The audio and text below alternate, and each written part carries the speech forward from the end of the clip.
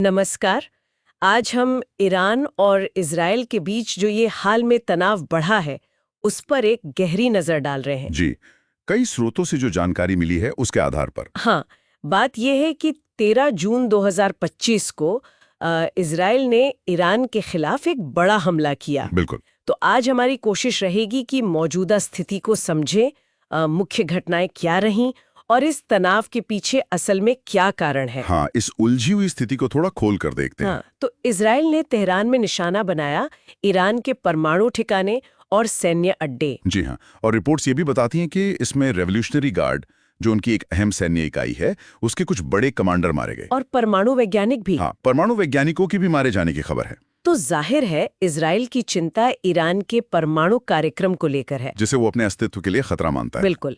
लेकिन ये ध्यान रखना भी जरूरी है कि ईरान लगातार यही कहता आया है कि उसका कार्यक्रम शांतिपूर्ण है। हाँ, ये उनका स्टैंड रहा है हमेशा से। और यहाँ तक कि कुछ अमेरिकी खुफिया आकलन भी, मतलब वो भी यही कहते हैं कि ईरान शायद सक्रिय रूप से परमाणु हथियार बनाने की कोशिश नहीं कर रहा है। अच्छा, असल में ये संघर्ष तो दशकों पुराना है, एक तरह का प्रॉक्सी युद्ध। मतलब जहाँ दोनों सीधे नहीं लड़ते। हाँ, एक दूसरे पर अप्रत्यक्ष रूप से सहयोगियों के जरिए या दूसरे तरीकों से हमला करते रहे। तो इजराइल के इस हमले के बाद जाहिर है ईरान ने भी जवाबी कार्रवाई की। जी बिल्कुल, उन्होंने इजरायली सैन्य ठिकानों और कुछ नागरिक इलाकों पर बैलिस्टिक मिसाइलें दागी। और इसमें एक दुखद बात ये भी हुई कि दक्षिणी इजराइल का एक बड़ा अस्पताल भी निशाने पर आ गया। हाँ, जिससे जान माल का काफी नुकसान हुआ। ईरानी नेतृत्व ने तो कड़ी सजा देने की कसम खाई है। हाँ, और उन्होंने कहा है कि जब तक हमले हो रहे हैं बातचीत तो नहीं होगी। मतलब वो बातचीत से इनकार कर रहे हैं। जी। उनका लक्ष्य शायद इजराइल पर भारी दबाव डालकर ये संघर्ष रुकवाना है। सवाल कई विश्लेषक उठा रहे हैं। लगता है कि ईरान के पास इस चक्र से बाहर निकलने का कोई स्पष्ट रास्ता शायद नहीं है। और मामला सिर्फ इन दो देशों तक सीमित रहेगा ऐसा लग नहीं रहा। बिल्कुल नहीं, इसमें अमेरिका के शामिल होने का भी खतरा है। वो अभी तक सीधे तौर पर तो शामिल नहीं हुए हैं, लेकिन अपने विकल्पों पर विचार कर रहे हैं। हाँ, सोच विचार चल रहा है। इस पूरे संघर्ष की जड़ें तो बहुत गहरी है। बहुत गहरी।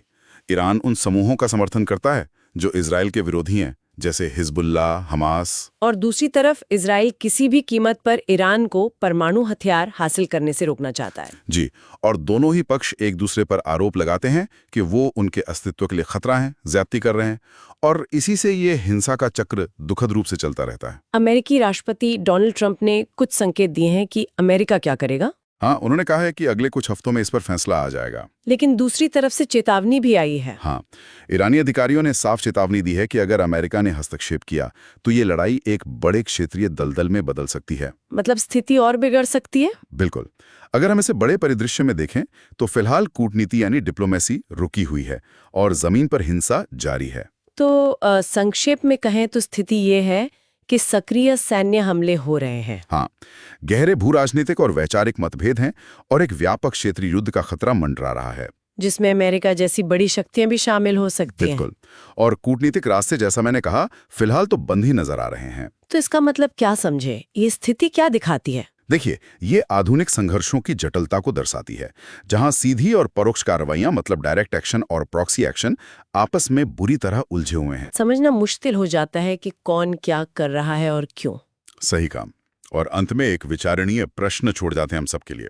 जरूर। जिस तरह से ये हमले और जवाबी हमले का चक्र चल रहा है, हाँ। अगर कूटनीतिक रास्ते बंद ही रहते हैं और सैन्य कार्रवाइयां इसी तरह जारी रहती हैं, हाँ। तो इसके क्या ऐसे अप्रत्याशित, अनसोचे परिणाम हो सकते हैं जिनके बारे में शायद अभी हम सोच भी नहीं पा रहे।